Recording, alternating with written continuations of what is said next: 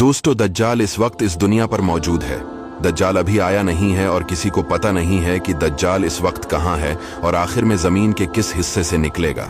लेकिन पूरी इस दुनिया पर एक ऐसा सहाबी गुजरा है जिन्होंने दज्जाल को देखा भी है, इससे मुलाकात भी की है और इससे बातचीत भी की है।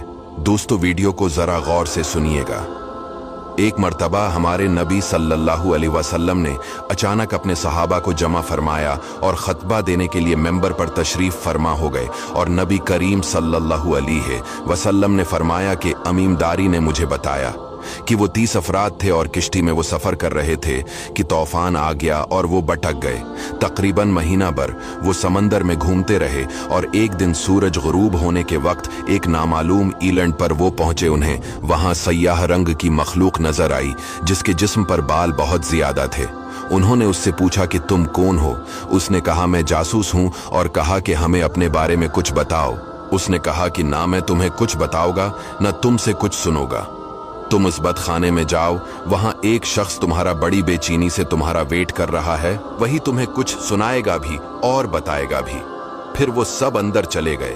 वहां एक शख्स सख्ती से जंजीरों में झगड़ा हुआ था। उसने पूछा कि तुम लोग कौन हो और कहां से आए हो? उन्होंने बताया, शाम से आए हैं। उसने पूछा, अरब का क्या हाल है? और एक शख्स वहां पैदा होना था, उसका क्या हाल है? यानी हमारे नबी अलैहिस्सलाम के बारे में पूछा।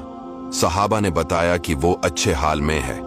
पहले तो उनकी मुखालफत हुई, लेकिन अब वो तमाम अरब पर वो गालिब हो गए हैं। ये सुनकर उस शख्स ने 3 चीखें मारी और बोला कि मैं दज्जाल हूं और कहता है अनकरीब में आजाद हो जाऊंगा और जमीन का चप्पा चप्पा में गुमूंगा और इसका कोई हिस्सा नहीं छोड़ूंगा सिवाय मदीना के, क्योंकि मुझे में वहां जाने की ताकत ना होगी।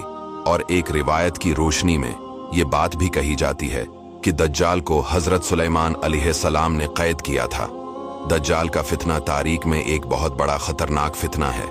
दज्जाल का जो हलिया बताया गया है वो ये है कि दज्जाल एक जवान मर्द होगा, लंबा कद होगा, एक आंख से काना होगा और एक आंख खून आलूद हो गए। दज्जाल की पेशानी चौड़ी होगी और उसकी पेशानी पर लिखा होगा काफिर, जिसको हर मुसलमान पढ़ेगा और काफिर को नजर ना आएगा। दज्जाल के निकलने से पहले दुनिया बहुत बुरी हालत में होगी।